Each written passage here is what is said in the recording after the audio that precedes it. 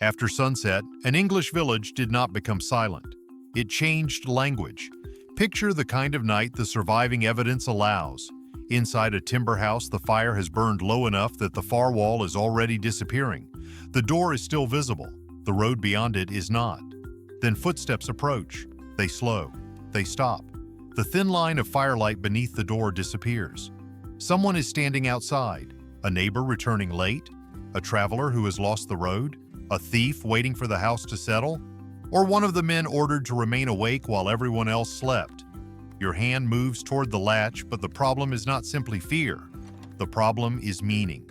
What does this sound require you to do? Open the door? Wake the house? Call for help? Or stay perfectly still?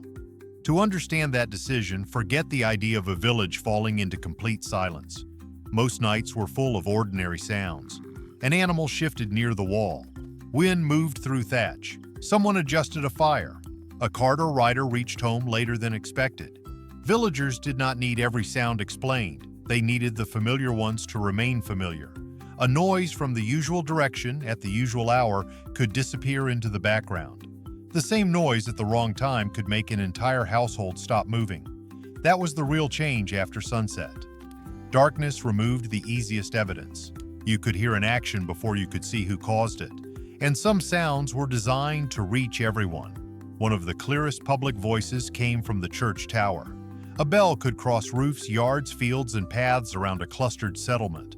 But villagers did not hear one universal message every time it rang. Meaning came from local habit, the hour, the rhythm, the occasion, and what people expected to hear. A familiar ringing could belong to worship or parish life. Another toll might announce a death. Unexpected ringing could tell people that the village's normal rhythm had broken before they knew why. Stay inside the house for a moment. The family behind the door hears the bell. No one can see the tower clearly. They only know it has sounded at a moment when it normally would not. The footsteps outside still have not moved. Now the bell changes the question.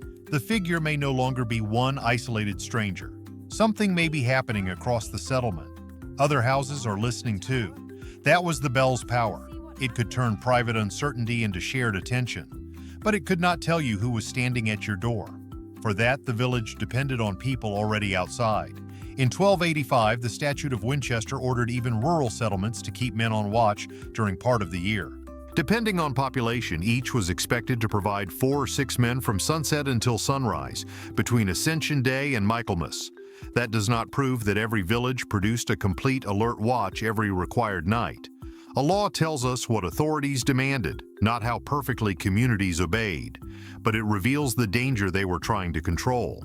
An unknown person could enter a settlement before anyone could identify his face, his business, or where he intended to go. Now leave the house and follow the road. One of the watchmen hears the same footsteps from the other side. He cannot see much more than the family can.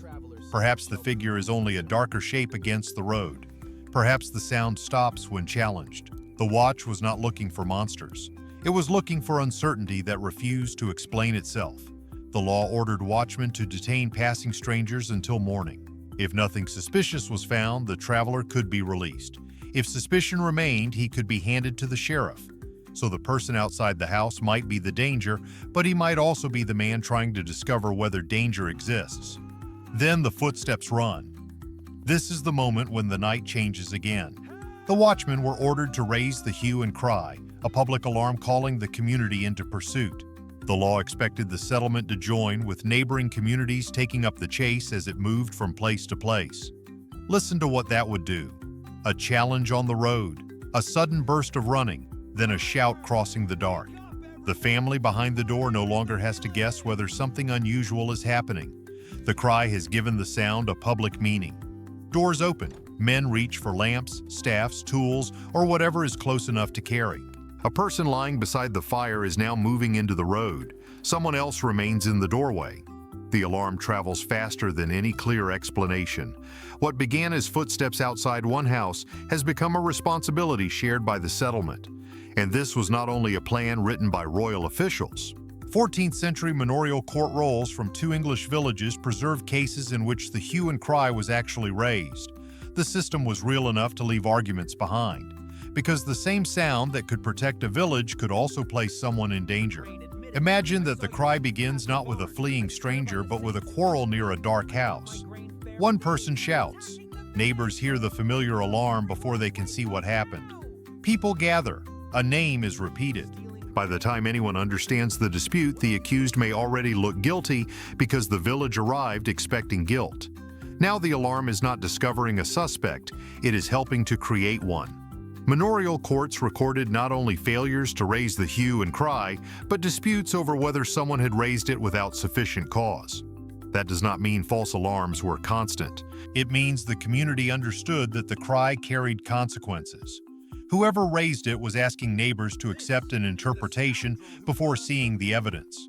That is the turn in the medieval night. First, darkness makes sound uncertain. Then the village builds systems to give it meaning. And then those systems create a new danger. The wrong meaning can spread faster than the truth. Return to the family at the door. The shout has passed farther down the road. The bell has stopped. The footsteps outside are gone, but another sound arrives, a scrape against the wall. Something moves beyond the firelight. No bell follows, no watchman calls, no neighbor opens a door.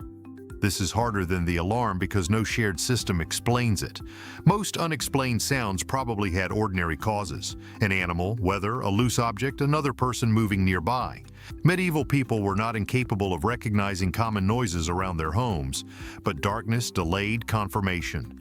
And when confirmation failed, people still needed a way to think about what they had heard. Medieval English stories describe restless dead, spirits, demons, and other unseen forces. Those stories show that supernatural explanations were available within the culture. They do not prove that every noise sent every villager searching for a ghost. The point is not that medieval people heard monsters everywhere, it is that an unexplained sound did not arrive in an empty mind. It arrived among memories, warnings, local stories, religious ideas, and the reactions of everyone else in the room. Someone adds fuel to the fire, not because the sound has been identified, but because light itself feels like evidence. Then the line beneath the door darkens once more. By now, the person inside has more possibilities, not fewer. The figure could be a neighbor carrying news, a watchman checking the path, a traveler brought back for questioning, someone asking the household to join the pursuit, or someone who waited for the alarm to move everyone else away. That is why medieval villagers did not simply listen for frightening noises.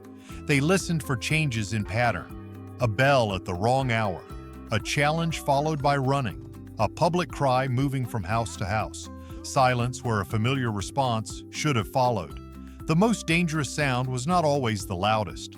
It was the sound that seemed important before anyone could prove what it meant. So what did medieval villagers hear outside after sunset? They heard animals, weather, work, travelers, bells, watchmen, arguments, alarms, and footsteps on roads they could no longer see. But the deeper answer is that they heard a village trying to explain itself in darkness.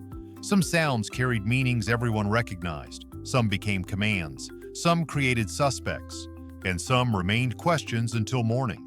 Return one last time to the latch. The hand still has to choose. Open the door, wake the house, raise the alarm, or wait. The night outside was never empty. It was full of information people could hear before they could see enough to trust it.